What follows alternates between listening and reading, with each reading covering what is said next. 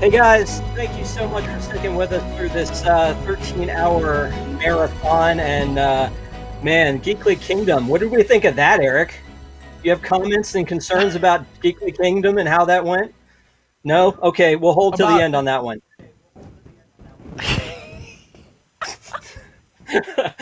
Thank you guys again for joining us. This is Deep in the Plus Live. For those of you who have joined us for Deep in the Plus, we usually go deep into the Disney Plus catalog and kind of uncover some things that maybe you've missed before and go deep into each of those movies and TV shows. But for Deep in the Plus Live, we're talking about Disney Plus news. We're talking about Disney Plus topics and what's coming up and what's new and what's happening. So with me, I'm Rob, and this is Jill. Hello. Hi, Jill. Hi. And then Eric Wolf, you already know from Geekly Kingdom. Hello. Oh, phew. I was afraid we couldn't hear you again. Let's get into this. So I wanted to talk about a little bit of Disney Plus news that had happened since the last time we did a Disney Plus, a Deep in the Plus Live. So the first thing is Hamilton dropped. And just a little bit of a kind of a survey across this panel. None of us have seen it yet, right? I'm saving it for a special occasion. So it was really fun when it broke the other night, watching the WIGS and different people putting out pictures, and some people had like popcorn bags, and it was a huge event. And I'm so excited to see it. I saw it in the theater, in the theater like it was a movie. I saw it at a theater when it was touring, but I've never seen the original. So after listening to the soundtrack, I'm also saving it for a special occasion because I really want to just sit down and just absorb this whole thing. But I think a lot of people did. The Disney Plus app was 72%. I think it was a 72% increase on Disney Plus downloads for Hamilton. And it was a big deal. I mean, Jill, did you have friends or family who were watching this or like having Hamilton parties or anything?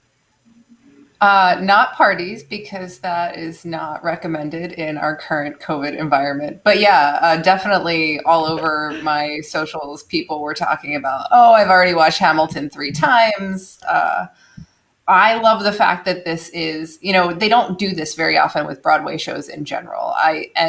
Clearly Hamilton was a good choice because it's been so ridiculously popular and is probably one of the biggest, it's the biggest thing I think that I can remember coming out on Broadway since like Rent. Like, it's huge. And as someone who saw Rent a number of times in various theaters, I really appreciate getting to watch this as many times as you want, because Broadway is one of those things where it's so vast and the productions are so massive and they invest so much in it that there's details you miss. It's kind of like what makes Disney great and better than an average theme park is the rewritability. And Broadway shows like this, with so much care and thought and work put into them, there's a lot of rewatchability because there's little things happening in the background that you probably missed the first time you see it, probably the first 5 times you see it. So I'm excited to not only see this, but to be able to see it over and over. To be able to watch it the first time and then learn all the words to all the songs and then watch it the 10th time and be able to sing along to everything. So I really appreciate that Disney does this. I think they could absolutely do it with other shows as well, and I hope they do. So I've got a question for you then. You said you want to sing along. Have you heard the soundtrack, or are you holding out until you watch this? Oh, no, I've listened to the soundtrack, just not to the point where I know all the words. So I'm I usually like to do my homework before a concert and make sure that I know all the songs. And if I'm going to a movie or a play, I don't want to know anything. And so when it came to Hamilton, I was like, I'm not going to listen to the soundtrack ahead of time. That's ridiculous. That's crazy talk. That's spoilers all over the place, as if this wasn't American history, but it's spoilers all over the place. Aaron Burr shot who? So when I was getting into the soundtrack and everything, where people were talking about it, they were like, oh, you have to listen to the soundtrack first. I was like, no, that's not how I roll. And then afterwards I was like, man, I should have listened to the soundtrack first, because when King George came out on stage, everyone was in on the joke, even if they hadn't seen it, except for me. I mean, they're all like, oh, here he comes. He's going to do it. And I'm just like, what? What's happening here? So, this was pretty amazing. Eric, you're laughing. So you do the same thing when it comes to movies and plays?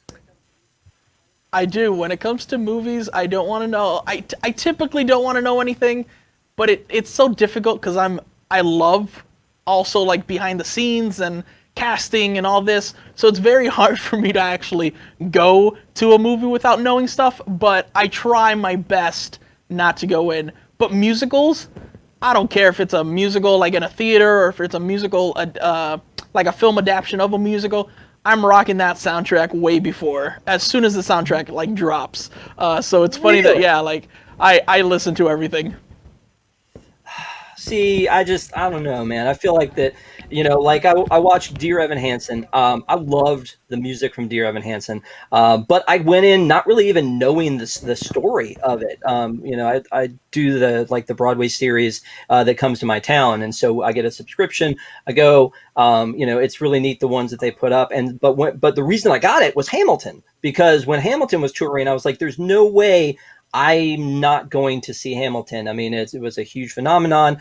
I had to see it, and so that's why I bought these tickets in the first place. But yeah, I usually don't take in the music ahead of time, even if it's one that I kind of know, like Hello Dolly. Like I wouldn't listen to the music ahead of time on that one. But the other thing about this though is that it was such a huge phenomenon, and this Get by Disney, the fact that they released it on Disney Plus and they released it on July 4th weekend, such a huge win for them. And I don't know if there was originally a plan for them to release it in theaters, and then COVID happened and they decided that it would be best, kind of like Artemis Fowl, to release it on Disney Plus. If that's the case, like, what a great gift that was. But when they got a hold of this, I thought that is the smartest thing that they've done, is to get this original piece that hasn't been put out there since they recorded it. I'm really excited to see it. One other note though about this is that I don't know if you guys saw this article or not, but it will not be a nominee for an Oscar. The Oscars. I mean, the Oscars have opened up to streaming, but because this is a recording of a performance, it won't be up for an Oscar. So that kind of stinks, because I think this is one of those things that could absolutely sweep the Oscars, if it was allowed to. I don't know. So. I don't think that's fair. I don't think it's fair that So, something that is moving available on, for. I've got the wrong mouse here, so fantastic for that one. We're batting 1,000. Summer nights. So, summer movie nights. This was the first summer movie night, and what I guess what Disney Plus is doing is that they are introducing these Friday night movies, which is such a great scam. The idea that these were movies they were already going to release, but now that they've cut them in as a summer movie nights, because obviously Hamilton was a huge one to drop, and it dropped on a Friday night, and again on a holiday weekend, 4th of July, couldn't have been a smarter move. But this Friday is going to be X-Men: Days of Future Past and Solo: A Star Wars Story. I mean, that doesn't really sound like they're rolling out like all of the big ones. That just sounds like something they were already planning to release, and then it just happened to line up with this whole series that they've got. Did you guys look at this list, and did you have any thoughts on, like, I mean, is this an exciting thing? I don't even know. Are they marketing this well? I don't think they're marketing it So well. Sorry. Can go Are you Joe. muted, can you not hear me? I'm not muted, but can you not hear me now? Ben? Jill, I can hear you fine. Uh-oh. Yeah, I can I hear you, don't know Joe. what to do. I started talking earlier. I Rob, don't can know you what not to hear do. any of us? No, I can now. Uh-oh. I'm Oh, muted. okay, that's fine. Ah, good. It's Okay. all good. Anyway, yay, the chat can hear me. Okay. Hi, everybody. I think they're marketing this terribly. Like I didn't see this anywhere but in our story on our site. And I think this is a really good ploy for them. I mean, so much of what is smart content delivery today is taking existing content and repackaging it. And to a big extent, that's a lot of what Disney Plus is.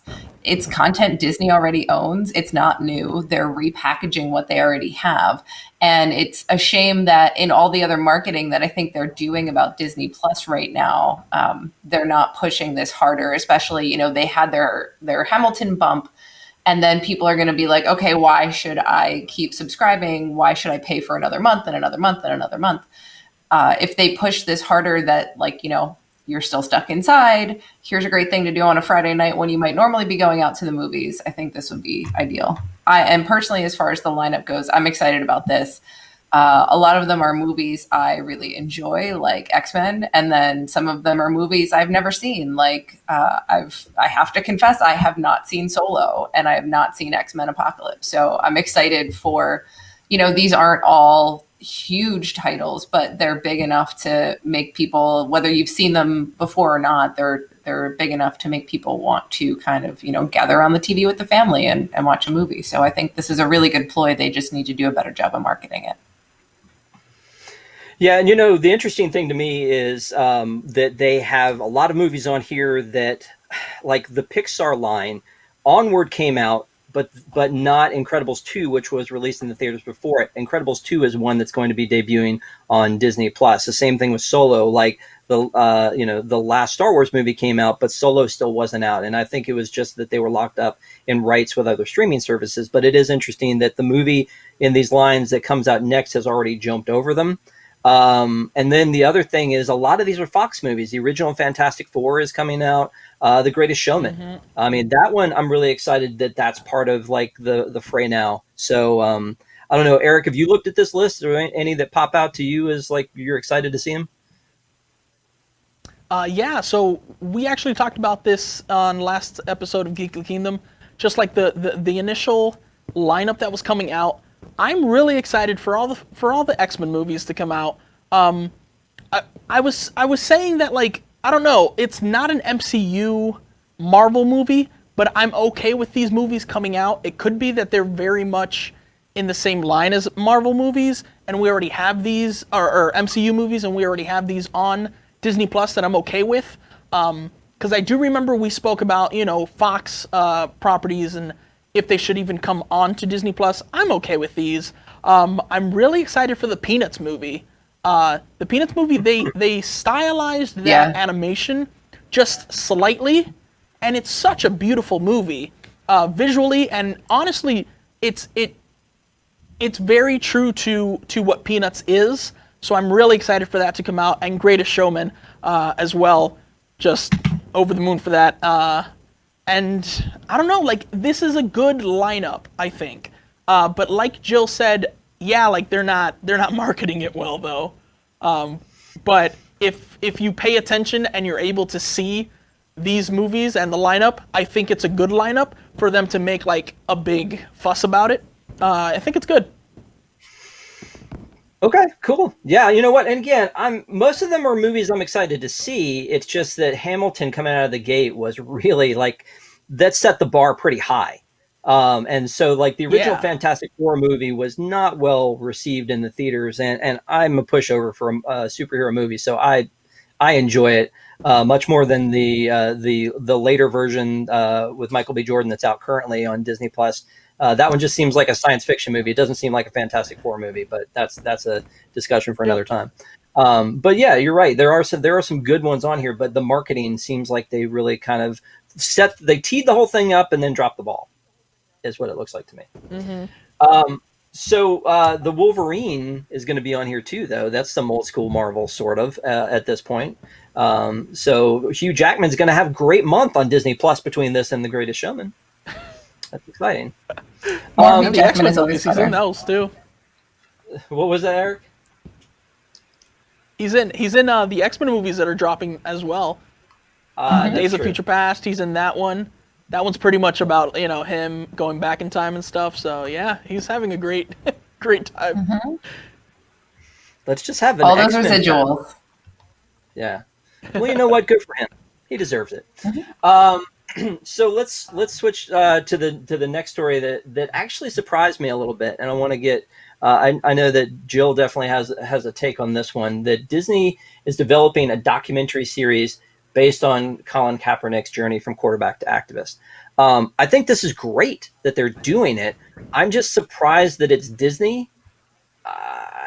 I mean, again, it seems like they're just jumping right into the deep end of the pool, or am I wrong? I'm going to throw it to I Jill. think that's I think that's probably true. I think that Disney historically has kind of not really addressed racial issues in any way because it's they like to keep things non-controversial. I mean to that point, this is really being run by ESPN and they're using Disney Plus as the outlet for it. But I think this is an incredibly important story to tell, and I really appreciate the fact that Disney is the one who is, taking the lead and telling it. I remember back when this happened, I was at my job and I worked at a company that it was an insurance company, and I was in the kitchen with a whole bunch of white dudes who were ranting about how disrespectful Colin Kaepernick was. And I was taken aback at how kind of vitriolic they were about it. Like it frustrated me so much that this was only a few years ago and people were so angry at his willingness and bravery in taking a stance. Very few people, especially minorities, have a platform to use their voice to enact change. And he was brave enough to do that. And there was so much hostility. He got all kinds of threats. There was just this torrent of outrage. And then you flash forward to today and how seriously people are taking this issue. And he helped start all this. Obviously, clearly, this issue has gone on long before that. But in terms of Black Lives Matter, he helped give birth to that by raising his voice. And so I think it's absolutely important that this story gets told. In line with that too, if you go on Disney Plus right now, there's an entire category in the Disney Plus navigation for Black shows, Black movies, and that didn't used to be there. So Disney's actually, I laud Disney for coming out and taking a stand. I know it's not everything, and I know it's not going to be a solution to a very big and systemic problem, but every bit that happens, and the fact that families see it on Disney and it becomes normal for them to see that being celebrated, I think is excellent. Yeah. Eric, thoughts? So I honestly don't even know about this Colin. Kaepernick? About Are Colin. you serious? I don't. Yeah, honestly, I don't. I've seen him, but I just don't. I don't know. That's my ignorance. I don't pay attention to. I don't necessarily pay attention to like news or anything like that. Normally, I'm very much in my bubble of TV shows and movies and comics and all that stuff. So I honestly don't know, but what Jill was saying about him, starting this movement, at least, in that sense, I think it's great that Disney will be able to use this or have him be able to use Disney as a platform for that. That's all I gotta say. Honestly, I'm sorry I don't have more to say about it. So I'm guessing you're not a big football fan. I am not. So, Not but at all. if Pixar made a football movie, then you might be on board. No, I get it, man. I'd watch it and not understand. Yeah, no, I get it. I think you and I have very similar brains when it comes to that kind of stuff. Like, we could tell you who voiced what and what movie came out when and what movie company produced it and what TV show had who and all that kind of stuff. And yet, there are very few countries that I could probably point to on a map. That is the sad truth. Yeah. I mean, so it is one of those things where we do live in this sort of like entertainment bubble sometimes. And so, Hmm. but I do think that's again another important reason for Disney to put these things out there is so that it reaches everyone. Yeah. You know, Yeah. no matter what bubble you're in, so that you know all the voices are heard, all the conversations are had. And I think that we've talked about Disney Plus being a lot of very kid glove kind of a like an environment, right? Because they're not going to put a lot of this Fox content on there necessarily, and they're not running R-rated movies, and they're just keeping it very family oriented. But I mean, I think it's important that this is a family conversation that needs to be had in every household across America. So again, I applaud them for doing it. I do think that it is very interesting to see them jumping out in front of, and taking these opportunities, because this opportunity could have gone probably to Netflix or somebody else. And, to Jill's point, it's anchored in ESPN, but it is going to be presented on a much broader scale because ESPN has a lot of documentaries and shows already that probably aren't reaching as wide an audience as they will on Disney Plus. And especially now the Disney Plus fan base has grown with the introduction of Hamilton. So timing wise, it really does work out pretty well. So let's move on to another story that broke just within the past 48 hours, which was there is a live action retelling of Peter Pan called Peter Pan and Wendy. We had heard earlier that Margot Robbie was in the running or in talks to portray Tinkerbell, which is very cool and unique. And I mean, isn't that like basically that's Julia Roberts' job, right? Isn't she Tinkerbell because of the Hook movie?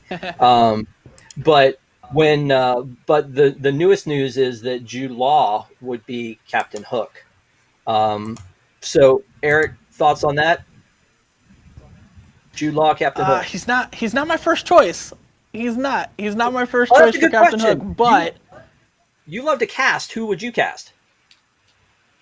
so we've casted a live action Peter Pan. I casted oh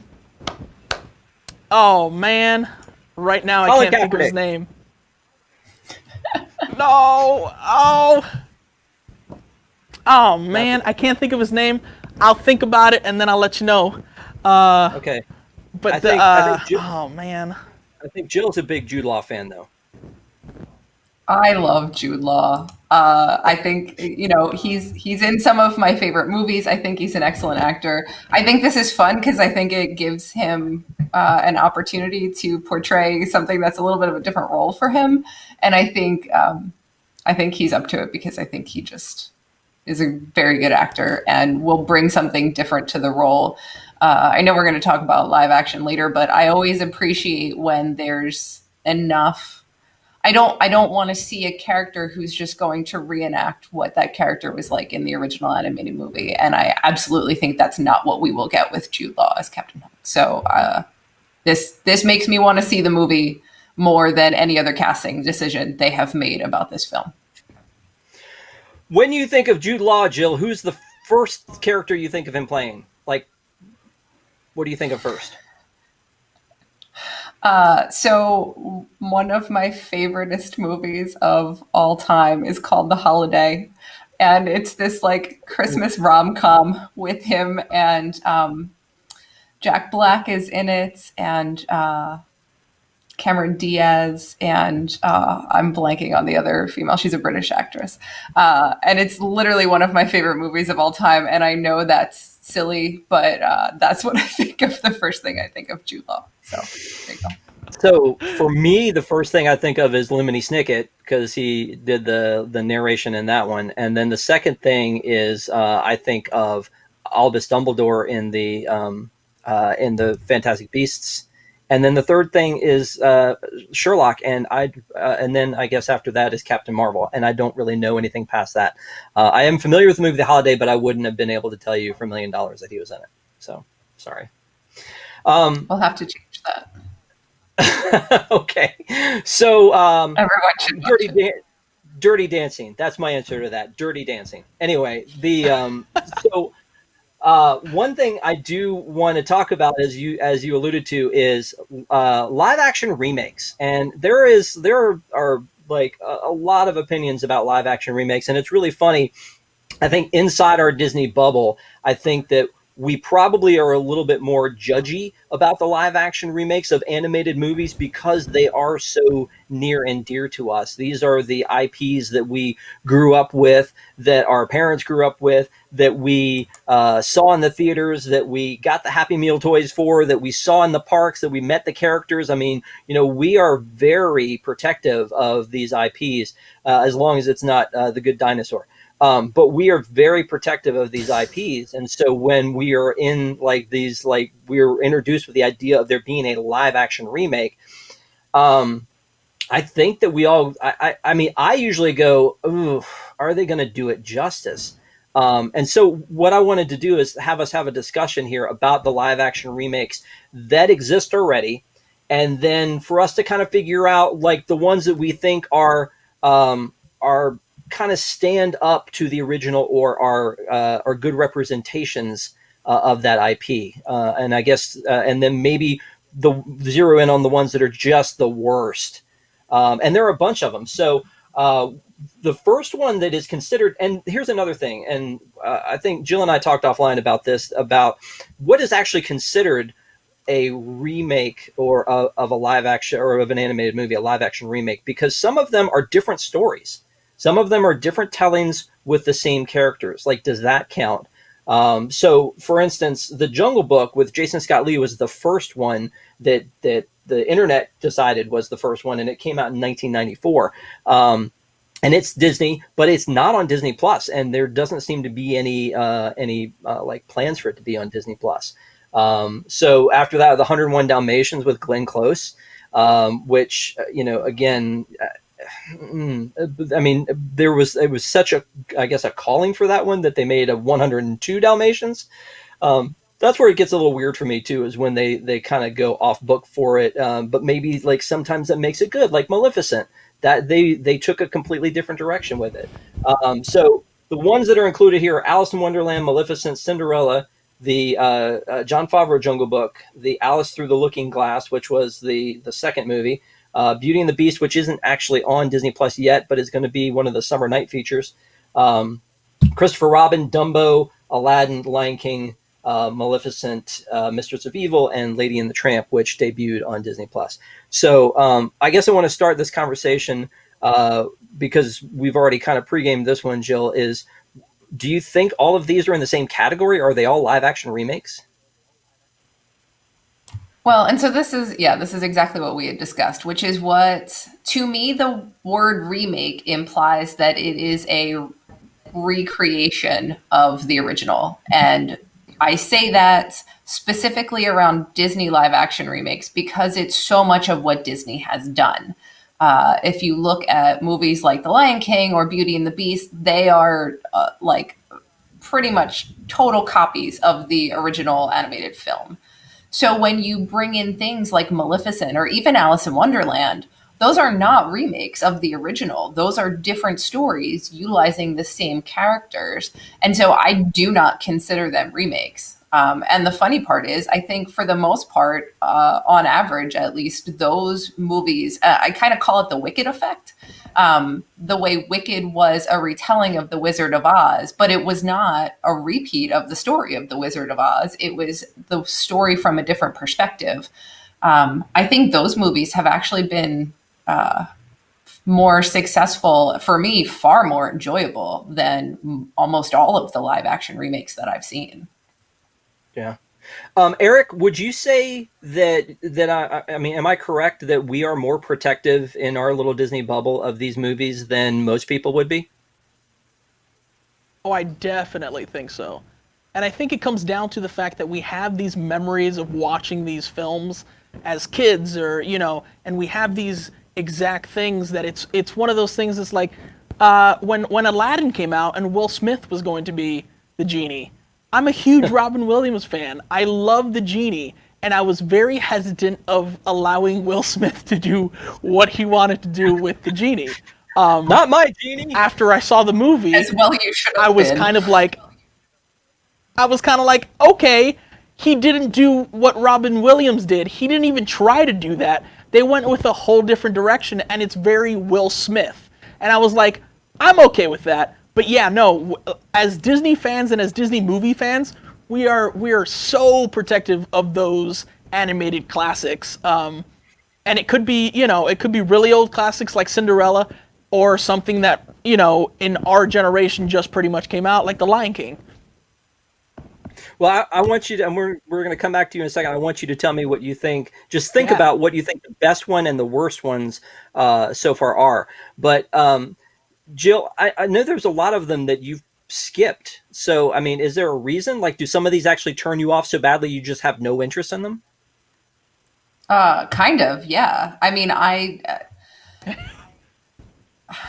there's been so much bad press around a lot of them. And That's it. it's kind of, I understand we're so protective of the stories, but for me, the reaction is exactly the opposite. To me, some of these are in some ways a sacrilege to something I hold very dear from my childhood. I watched the first, what really scarred me, I think, is I watched like the first half hour of Lion King, and I was so disgusted by it that I was like, I can't, I love this movie too much to watch this being done to it. So for me, it's because I'm so protective of the originals. I hold these to a higher standard, I think, than the average moviegoer does.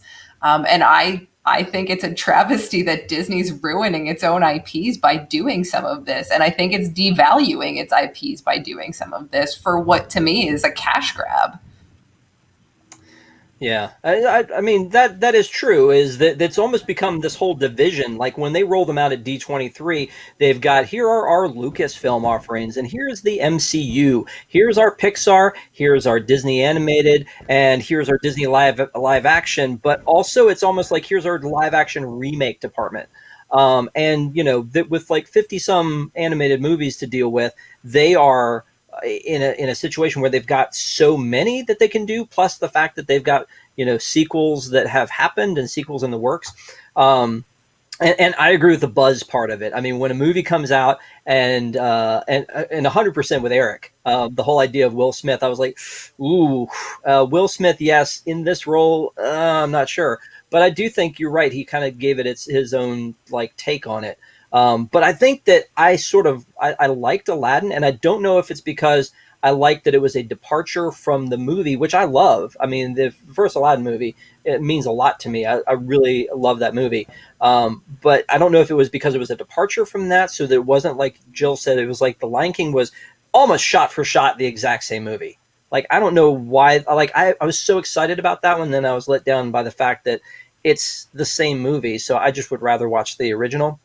Um, but out of all, but maybe I liked Aladdin better because I heard so much like kind of downplaying of it ahead of time that I walked in with low expectations and then went, oh yeah, this is a really good movie. But the one thing I do know that when I talk to people outside of the Disney bubble and I say, have you watched these movies? And a lot of times they'll come up to me and say that they watched them because they know that I have a Disney problem.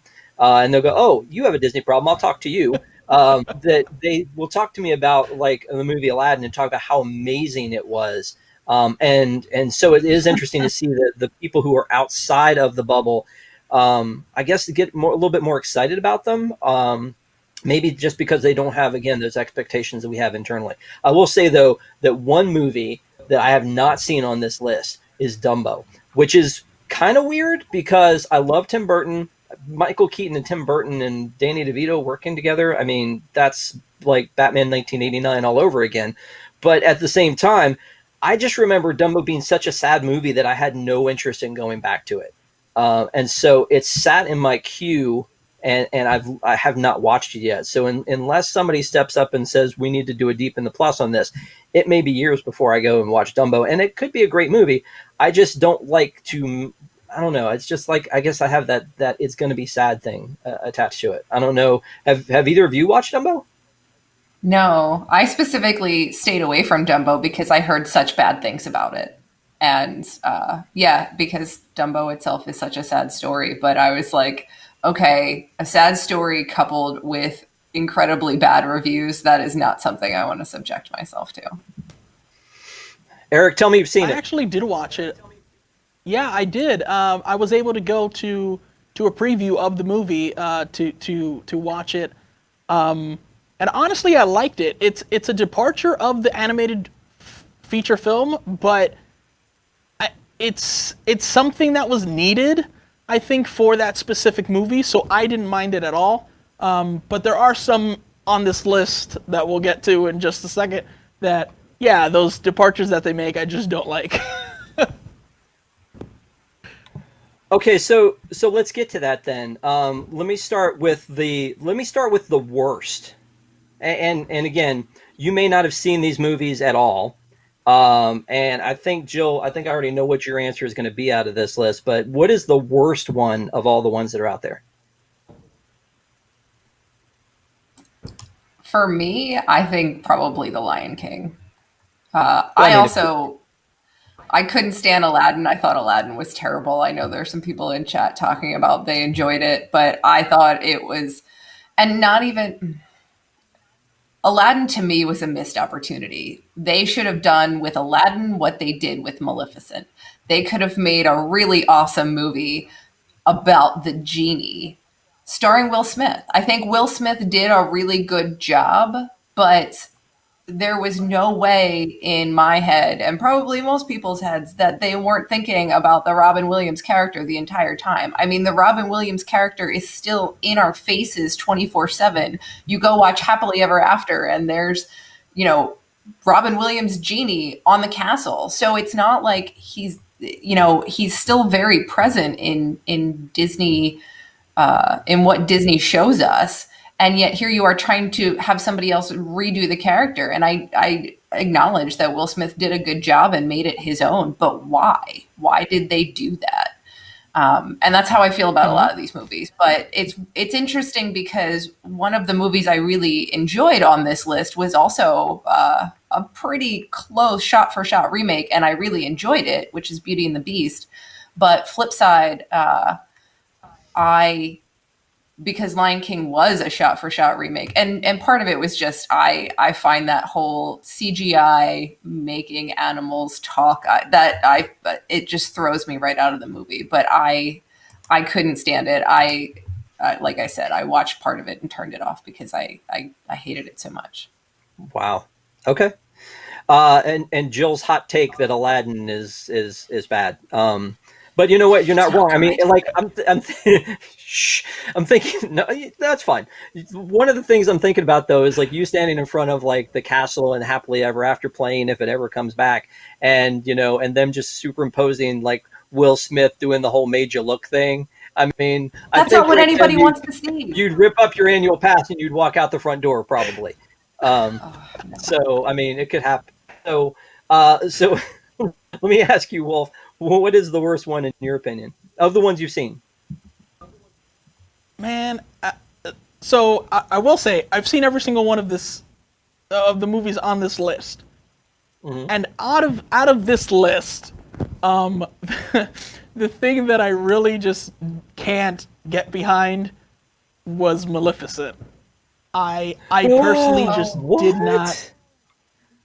I didn't like it, and I think it was because of the fact that it was. I think it was the fact that it was. In my mind, I thought they were doing a remake, and this was much more of like a retelling, and there was a different point of view, and this and that. And for some characters, I just don't care. I would rather see them. I would have rather have seen a remake of Sleeping Beauty than this aspect of seeing Maleficent's side of the story and whatever. That's just me though. I'm not that's my pick. Okay, that's fair enough. You know what? I would say that for me the easy pick would be 102 Dalmatians. Like 101 Dalmatians I can go along with. 102 Dalmatians, but I really think for me though overall is the original Jungle Book with Jason Scott Lee, the one that started it all, because the Jungle Book story itself is just kind of meh for me. The movie, the animated movie with Baloo and King Louie and the music and all that kind of stuff, that's what makes that a special movie to me. Plus that was the last one that Walt had a hand in at all. That makes it kind of, again, a little bit more special. But so I feel like that was an affront. That first one, it's like, what are you doing? Who knew that years later we would have not only this huge slate of movies that are out, but now, more that are on deck to come in the future. So I don't know if that's an easy grab or not, because because again, it was older. It may not have been as good. They may not have had vision. I feel like they try to keep some sort of vision with the movies that they have. And when we start talking about like the favorites, maybe we can kind of zone in on that a little bit more. So because I want to give you a chance to redeem yourself, Eric, what is the one that you think is the best? So the best. I honestly have I have three. I can't home in on one. Okay. But I really enjoyed Beauty and the Beast for what it was. Like, as an overall movie, I enjoyed Beauty and the Beast. Like, yes, Emma Watson had her problems, whatever. But as a whole, I enjoyed Beauty and the Beast. And then I really enjoyed Cinderella as well. And Christopher Robin. Yeah. But I don't know. I think if I had to pick, I'd go Beauty and the Beast, like right now. I'd say that one. Yeah. Okay. Yeah. Yeah. I enjoy that one. Okay. Jill, what's the best one? One that you actually enjoyed? And I think I know what it is. For much as I completely disagree with Eric about Maleficent, like complete opposite opinion, like couldn't get more different.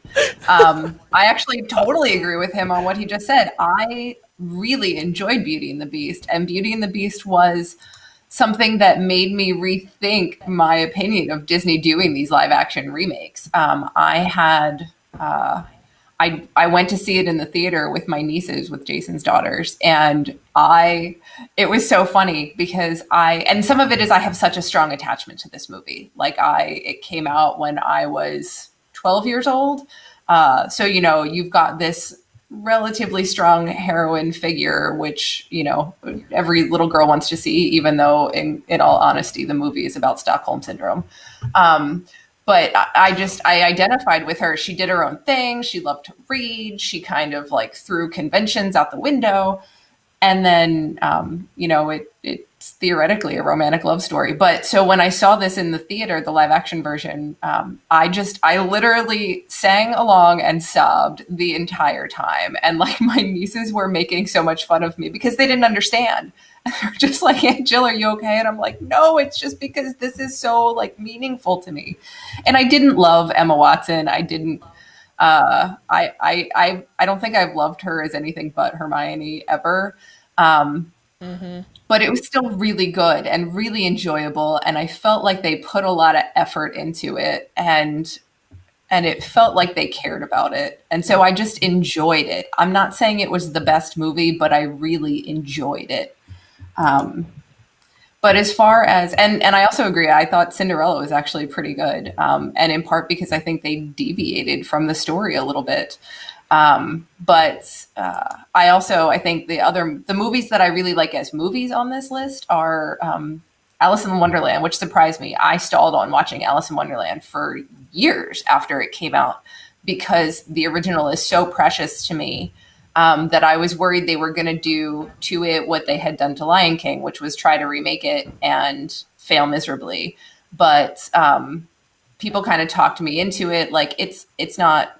No one tried to sell me that it was an excellent movie, but they convinced me that it was different enough that I wasn't going to feel like it somehow violated the original movie. And it didn't. And I thought it was a lot of fun and it brought something new to the story. And I feel the same way about Maleficent. I have no real love for Sleeping Beauty. I know that's a favorite for a lot of people. It's not bad. I don't care for it. But this, I loved what they did with Maleficent. I thought Angelina Jolie was great. I loved that they made the villain so lovable. And to me, it was wicked for Disney. You take a green witch character basically and make her the heroine and make her sympathetic.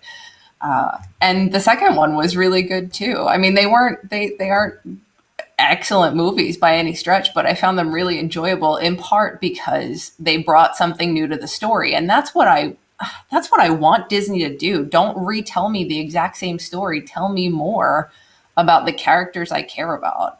And that's where I think they miss a lot of opportunities when they just recreate the same exact movie.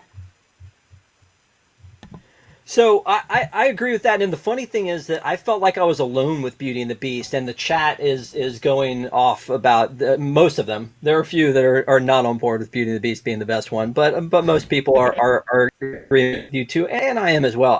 I think that I feel like I had this conversation with somebody, and they were just like, it's not really the best one. But one of the things I like about it, I love the original movie. I love the musical, the Broadway musical. I think that it was really cool what they did growing it in the musical. And then I feel like it grew again in the theater into like that. All the three tellings are very unique of the same story, to me anyway. So I have a special place for this movie as well. But I thought that they did a good job of telling the story, but not telling it shot for shot, introducing a little bit more music, introducing the subplot of like what actually happened, to her mother. And I had somebody tell me that, oh, well, that was just, they just pushed that in. That was just inserted and it didn't make any sense. I felt like they were revealing something extra to me when they were doing that. So I loved, I thought it was just an amazingly well done movie. Cinderella that you talked about a little bit, Eric. The Cinderella story in general is just a very sad story. I mean, she just, she loses everything, and then she's like basically beaten up all the time, and then she almost doesn't get the prince, and it's just like for most of it, it just to me is it's a very sad story in general. So I think that it could have been on the same par with Beauty, but it didn't have the music and the same amount of music, and also again, I think Beauty is just a much more like interesting story to me. So I agree with you on that. One thing I do want to say though is that when I saw the trailer at D23, when we went into D23 for Jungle Book, that was the movie. And again, I told you I don't really love the base story. That was a movie that I was like, I don't really care to see this. I'm not excited about it. And when we saw the trailer footage at D23 in 2017, I think it was 2017. It might have been 2015. It was probably 2015. That was the best movie that I saw almost at that D23. I was amazed by it. I was blown away.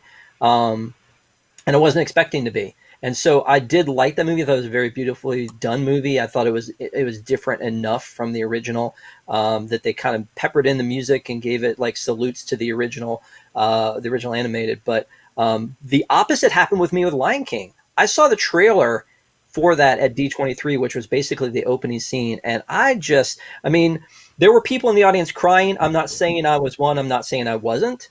But it was just really a moving thing. And I was really excited about it. And then I saw it in the theater and I just was like, I don't know what happened. So, I do think that overall Beauty is one of those that stands up. But I had the opportunity to see the Mulan live action at the shareholders meeting because it happened in my hometown. And I will tell you that nice. I am a huge fan of that one. I think that is a very well done movie. And I was a huge fan of the original. And the fact that it didn't have the music from the original, it has some like throws to it. I won't give away anything on that one other than to say that it is.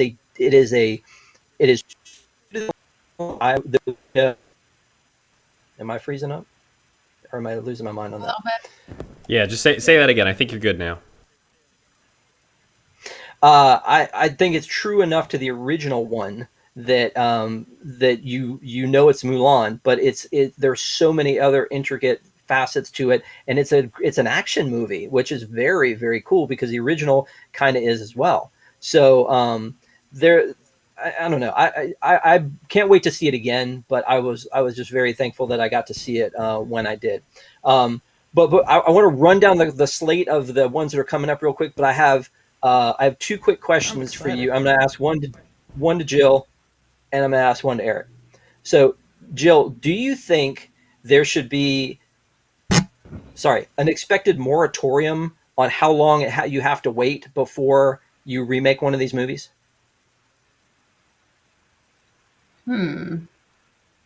That's a good question. What's the most recent one they redid? Was it the ones from the early 90s? Probably. Like Aladdin was what, 92, and Beauty was Lion King 91. was 94. It looks like Yeah. from our list, it looks like Lion King was the most recent one they remade. Um, and geez, that was, 26 years ago now. It's hard to say because, frankly, I think Disney would be better off taking some of their less popular movies that came out after this time. Mulan rode the crest of this golden age, and Beauty was 89, Lion King was 92. You had Mermaid was 89. Regardless, Yeah. you had those four huge ones: Beauty, Mermaid, Lion King, and Aladdin, all within 5 years of each other, and that was just this renaissance of Disney animation. And Mulan kind of came out at the end of that, and it didn't have the popularity of those movies, but it was still kind of riding that crest. I think if you take the movies that came out after that, movies like Hunchback and Hercules, for example, that are really good films. Both of them are excellent movies. Hercules has actually, over time and rewatching, become one of my favorites. I would prefer they touch those and try to redo those. And again, not the shot for shot remake, but bring a little something new to the table, the way they did with, say, Cinderella. I would love to see that more so than I would like them. God, like, keep your hands off Moana, So it's there's a period in there. Even like, what if they did a live action Atlantis starring Cole Sprouse? I think that could be, they should use this live action trend that they're doing to breathe some life. Or somebody in chat just said Black Cauldron. Breathe life back into movies that kind of fell flat when they came out. Take advantage of your opportunity to kind of correct some mistakes, if you will, rather than just play off the fact that, we can make another version of something that we made a ton of money off before and make a ton of money off it again. Because to me, that's the difference between Disney caring about their IP versus just trying to make something for the sake of money. Yeah, Shane jumped the gun and said "Home on the Range." I was going to throw that one out there too. No, I agree. I agree with you 100% that it is definitely it is definitely one of those. That's a great opportunity. I mean, Atlantis and Treasure Planet and Home on the Range and Chicken Little and some of these movies like Meet the Robinsons. Like, I love that movie, but it just didn't really kind of catch on.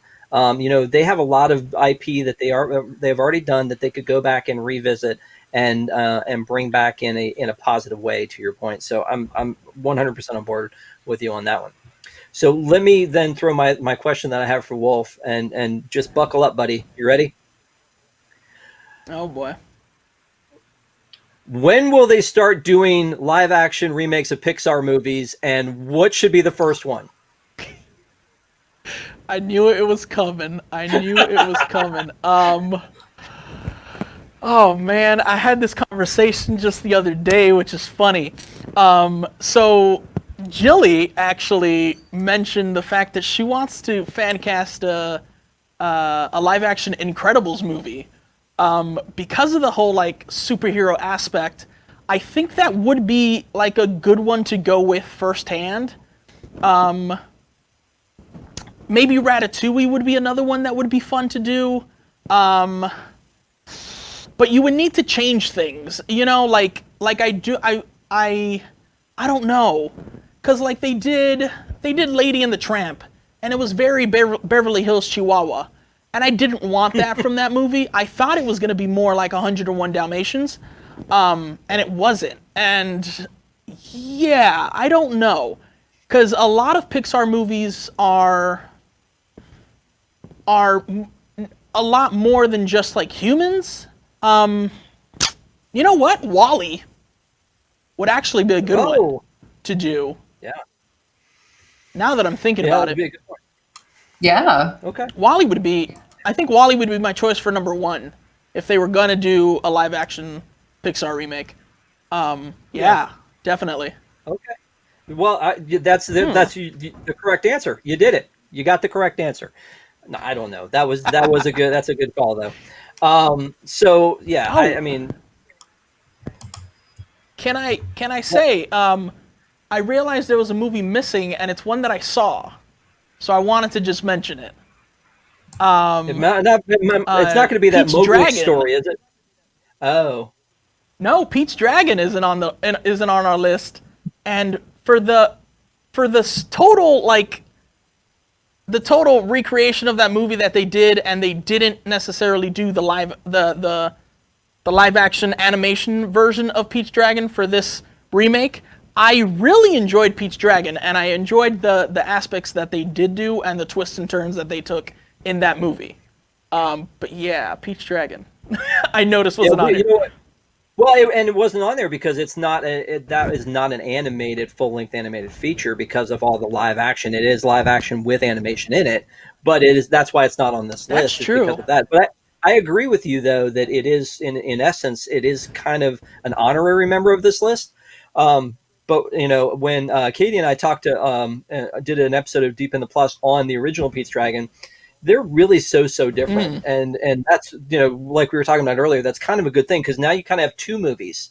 You have this old school musical, and then you've got this like modern day kind of action mystery movie, so they're very different Yeah. movies, and almost shouldn't even wear, like I was talking about Fantastic Four, either they shouldn't even wear the same name. Like it's very strange that they do because the stories are completely Yeah.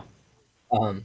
So let me run through this list of the upcoming ones that are out there, and then after I'm done, I'm not going to ask you to say like best or worst. I just want you to tell me the one that you think that even though some of these are in production, uh, which is the one that you are the most excited about. We'll go positive on this instead of negative because we could certainly go negative, but we'll go positive on this. So Mulan's obviously still coming out sometime soon. I mean, there's all kinds of signage up at Disney Springs still, so I'm sure that AMC's hoping it comes out soon. August 21st is the date on that one right now until, that gets changed. The next one that actually has a release date is Cruella, which is May of next year. And again, any of this could change. All the rest of them that are on the docket, none of them, and I think a lot of it having to do with the pandemic, don't have release dates at this time. So it's Peter Pan and Wendy that we talked about a little bit earlier, The Little Mermaid, which we know has been cast already, Jungle Book sequel with Jon Favreau doing back at the helm for that one, which could go in a number of different directions because there was a movie I mentioned, Mowgli's Story, and then there was also like the Jungle Book 2 like direct to DVD animated, so they could go in a completely different direction on any of that. There's a Snow White and the Seven Dwarfs, Pinocchio, Sword in the Stone, Robin Hood, an Aladdin spin-off. So, using the other prince from this movie, Lilo and Stitch, which, and then an Aladdin sequel. So Jill, get ready for that. Hunchback, Oof. Rose Red, which is supposed to be based on Snow White. I don't know what that is. I haven't dug deep into that one. Bambi, and then as you mentioned earlier, Hercules. That's a lot, and I think that there's probably a lot that we'd like to see and rumors and all that. Jill, what is the one on that list that you're actually looking forward to them putting together and being able to see? Based on, so I'm focusing on the ones that I think are going to, again, bring something new to the existing story. So I think Cruella, because I enjoyed Maleficent so much. I think if they can do with Cruella what they did with Maleficent, I will really enjoy that movie. The other thing I really like about it is I love that they are trying to give a different look to the Disney villains. I think when you talk about an animated film and little kids want to see good versus evil, black versus white, but when you live action it, I think you need to make it a little bit more mature than that. And I love the idea, and they did this with Maleficent, that sometimes there are reasons people are the way they are. And I think that's such a valuable lesson that we all need to learn in our lives is you can't judge a book by its cover. And there's a lot of stuff behind what you see that you need to take into consideration when you judge a person. I really appreciate that, and I hope I'll be interested to see what they do with Cruella, because Cruella in 101 Dalmatians is portrayed as such an insane lunatic. So it will be very interesting to see what they do with that. I hope they give it as good a treatment as they did to Maleficent. And I do want to see Peter Pan and Wendy, just because of the fact that they're not just calling it Peter Pan, makes me believe that they're going to bring something new to the table, and I want to see that. So, yeah. And Dawn in chat said, "I hope they don't try to humanize a puppy Skinner." But I agree. I agree with you. That is an interesting twist that they did in Maleficent, and if they can find an angle that makes sense, I think that would be a good one as well. So, Wolf, I know you've fan cast some of these movies already. So, tell me which one of these movies that's coming out that you're actually the most excited about. So, I'm excited for The Little Mermaid. I love the music. I love the animated feature. I hope they, like Jill's been saying, I hope they don't make a shot by shot of the same movie, and I hope there's some layers into it. But I'm really excited for that one. Peter Pan and Wendy as well. I just love the Peter Pan story. So being able to see that, and I've been wanting to see a live action Disney take on Peter Pan and the Peter Pan story. So really excited for that. But Sword in the Stone as well, because just like they've been saying that they've done with Mulan, and Rob, you've seen Mulan. That it's much more serious, I guess would be kind of a word. But I feel like Sword in the Stone could be action-packed. That I think would be such a fun movie to see, especially done by Disney with their versions of their Disney characters. So yeah, those three are on my top list of what I'm really excited for going forward. Well, yeah. So I think Mulan would be the top of my list had I not already seen it. And I hope I'm not like hyping it up too much, but probably too late. I probably am hyping it up too much. They had these little like one sheet posters, like the mini posters they gave us at the thing, and I was like, "Ooh, this could be worth something someday," because it has the July 24th or like June. Was it June opening date? I mean, it's been pushed around a lot. No, it was originally March. Sorry, it was originally March. So yeah, it's going to be interesting to see when it comes out, if they can rehype it, because they had done a lot of promotion for this thing already before it, and I'm glad they shelved it, and I'm glad they didn't do the Artemis Fowl thing and just put it out on Disney. I think that was the right move for Artemis Fowl. But I do not like. I'm glad that they've held off and they're going to do a proper theater release for that one. But I would say that what's for me, it would be Hercules without a doubt, because I really love the live action. The animated movie Hercules, and so I think they could do so much with it and go off in a completely different direction and tell different stories from mythology. So I'm excited about that, and even Hunchback, to Jill's earlier point about giving something a kind of a little extra nudge that maybe didn't get all of the praise that it should have at the time, because I think that was a wonderfully done movie. I just think it was a little bit dark, and so it would be amazing to see what they would do live action with that one. So I am excited about those. I do think that. I keep nodding my head at Lilo and Stitch. I said I wasn't going to go negative on any of that, but I don't. Oh gosh, I know. I don't think that needs to happen. Anything else about the live action before we move on real quick? I know it's been a lot of live action talk.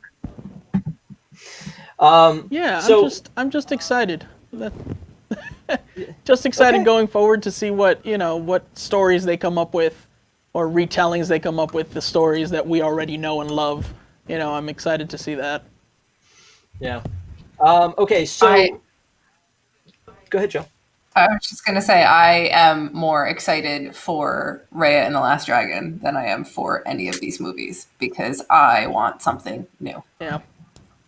I will take You know something what? new over a remake any day because I can go back and watch the original and still love it. Yeah. No, that's a good point. And the other thing that I think of with these is we've seen this whole slate, and I don't think we know all of them that are going to be theater movies and all of them that are going to be Disney Plus. Sometimes they release the information and don't tell us which is which, and I think that's got to determine the budget that they're working with and the people that they bring in. I can't imagine that they gave Lady and the Tramp a movie theater release size budget.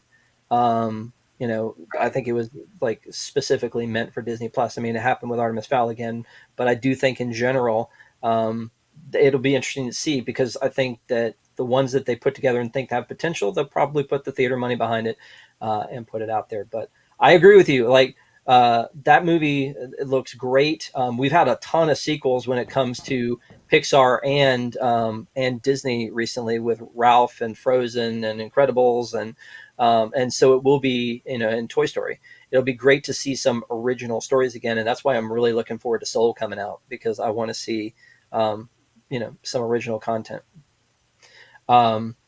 So let's move quickly to, it's July. And so we've got a lot of stuff coming out in July.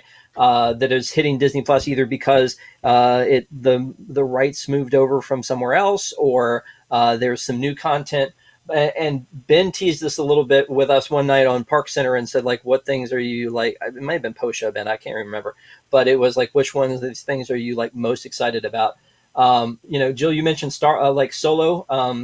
That's going to be cool.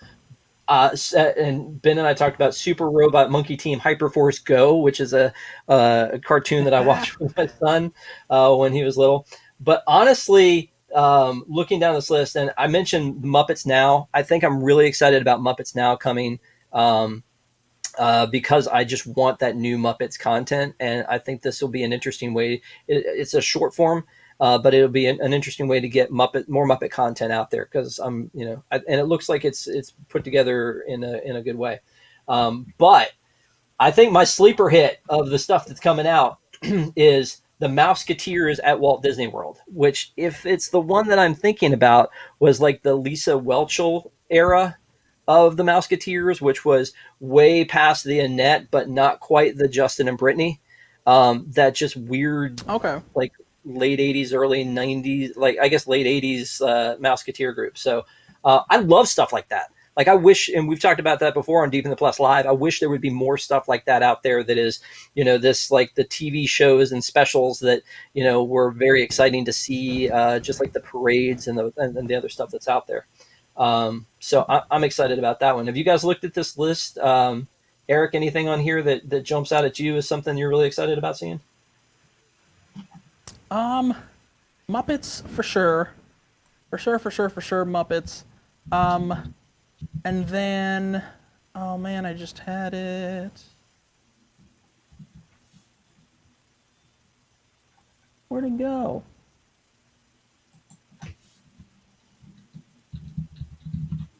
I don't even know where it went. It was a TV show. That was my favorite too. I was so excited to see that one coming. That's great. It was a TV show. Don't even know. Yeah, I got a question for you though, Wolf, real quick before we move on to Jill. Is Marvel Funko is listed? What is that?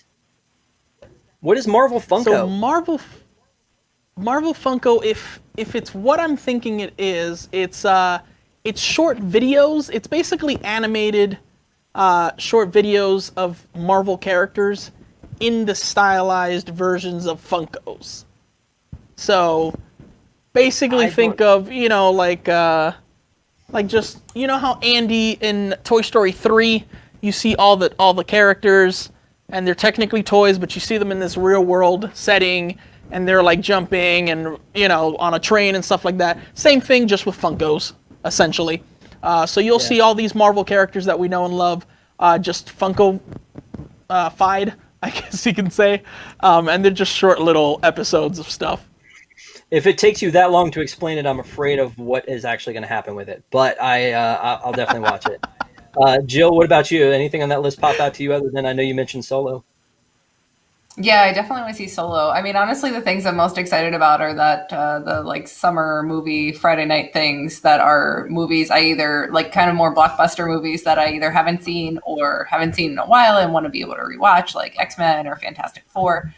And then I think there's a couple of episodes of Disneyland slash, Walt Disney's World of Color, those old shows that I think they're throwing a few more episodes up. So I'm always a big fan of that. I have said, I think, more than one occasion that I want to see them put more of that content out. They have so much of it, and it kind of drives me crazy that there's not more available on Disney Plus already.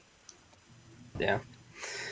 The problem that I have, I get exactly what you're talking about these movies like the X-Men movies and things coming out, but I have a DVD problem. So there are a lot of those that I already have. So honestly, I look forward to a lot of the original content that's coming out. And then a lot of the classic content too, but the documentary stuff that comes out, like, we were talking about the Colin Kaepernick thing, and there's supposed to be the thing coming out about, Howard Ashman and the Beatles and that kind of stuff. So I'm really excited to see some of that content hit. So something that we do, so just real quick about Deep in the Plus, for those of you guys who have not joined us, we usually do a show every Friday at 7. 7? Yeah, 7. Yeah. Okay. Anyway, we do a show on Friday, and we pre-record a show with me and a guest doing basically going deep into a movie and talking about the trivia, the time that it was done, the actors who were involved, the making of it, the quality of it, and just really deep into the movie. And so we record it, we play it on Friday nights at 7. We've got about 22, 23 that are out there already for you if you search YouTube under WDWNT. We'd love for you to go and take a look. I did one last week with my friend Maleko, who hosts Good Morning Hawaii, and I went to him and said, "What movie do you want to do?" And he was like, "Well, Lilo and Stitch, obviously." Which I was like, "Oh, I thought you would have been offended if I brought that one up." And he was so good talking about how that movie relates to the Hawaiian culture, and we had a blast talking about that one.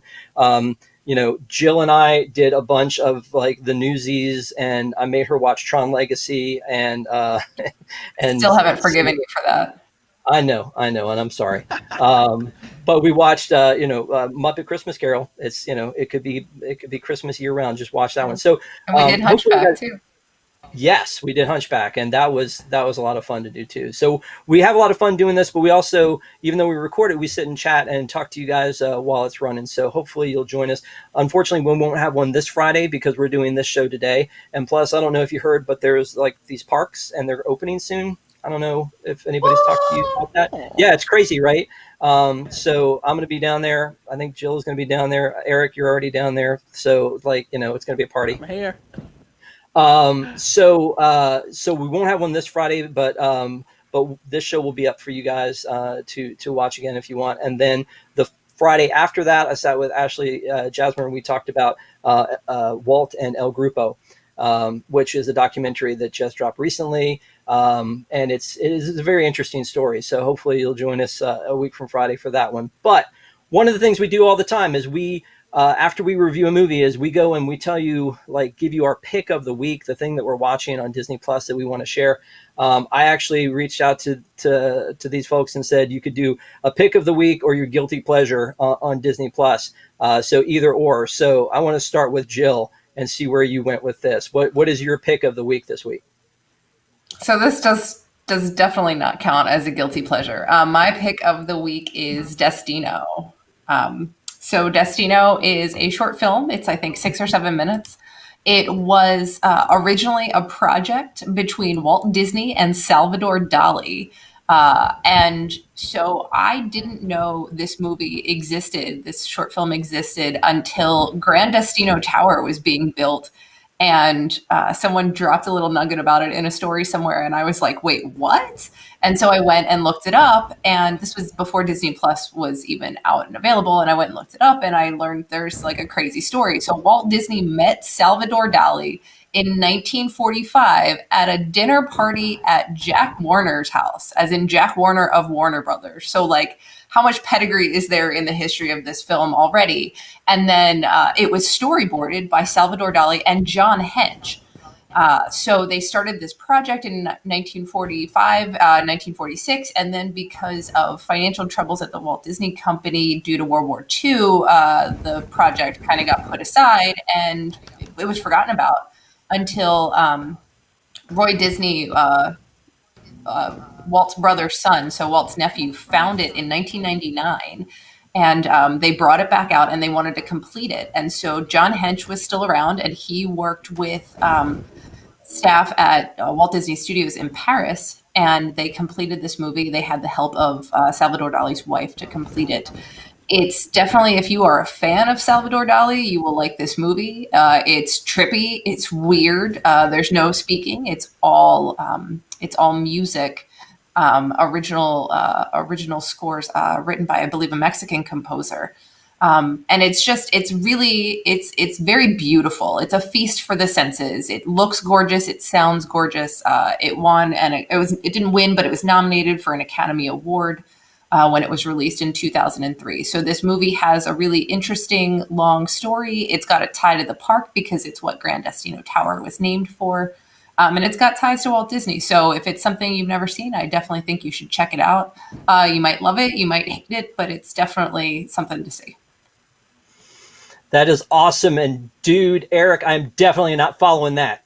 So she has these she's like this deep thought stuff. Mine is so, you got to go next, man. You got to go. Mine's is not going to be as deep as anything. I'm picking. I can't even do it. I've been waiting for the Mighty Ducks to be on Disney Plus since the launch. Like, it was just a movie that I used to watch a lot when I was a kid. And it was on the list of movies for Disney Plus, but you couldn't watch it, and I was like, I was so mad. But finally, you can watch it. And yeah, no, I love the whole series of the Mighty Ducks. So yeah, Mighty Ducks is my pick for my pick of the week. Oh gosh, yeah. And I have some guilty pleasures here, I'll let you know as well.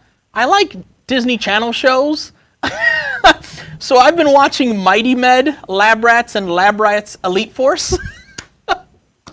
I love them. But I've been watching those because I actually never got to see them, so I started watching them now. You know what? No shame. No shame in that.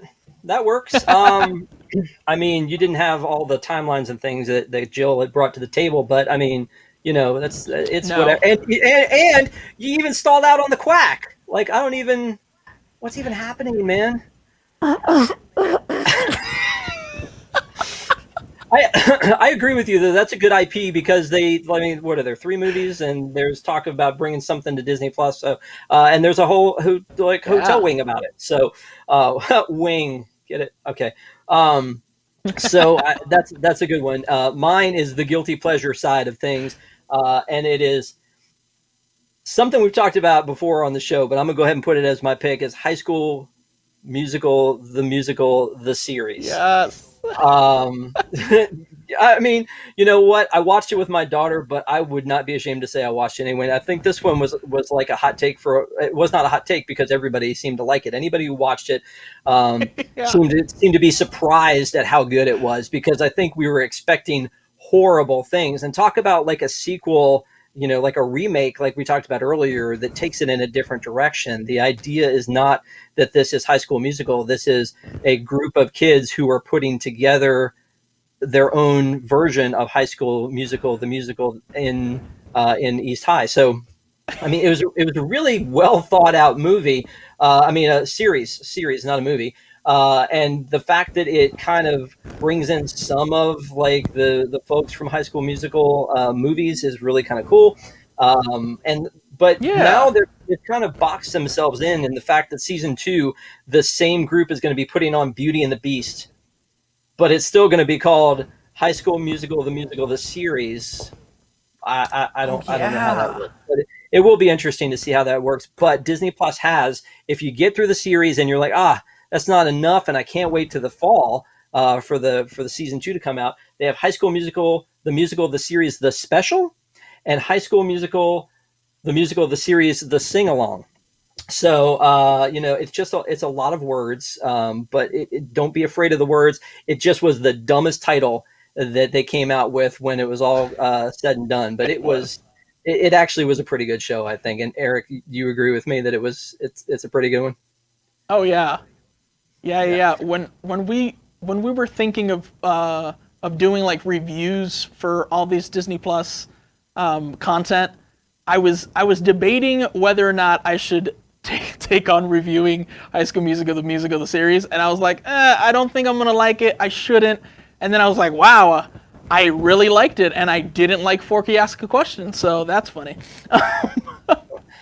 You know what, Forky dude? Ask a Question is amazing. You are weird.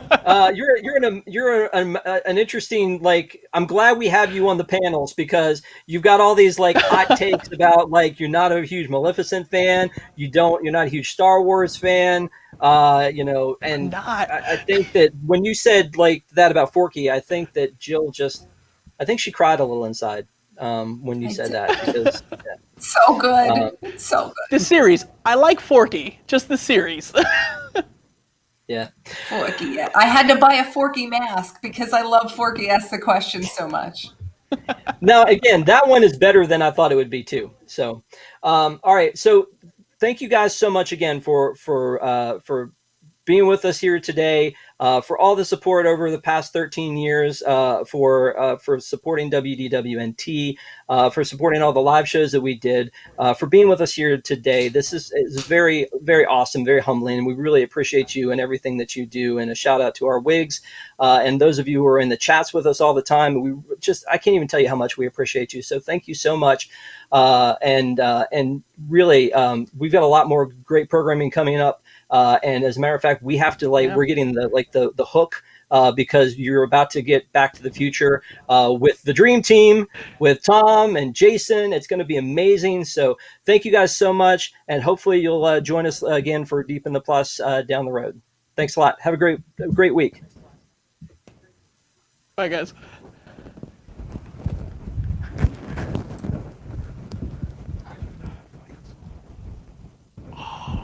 Hey Google.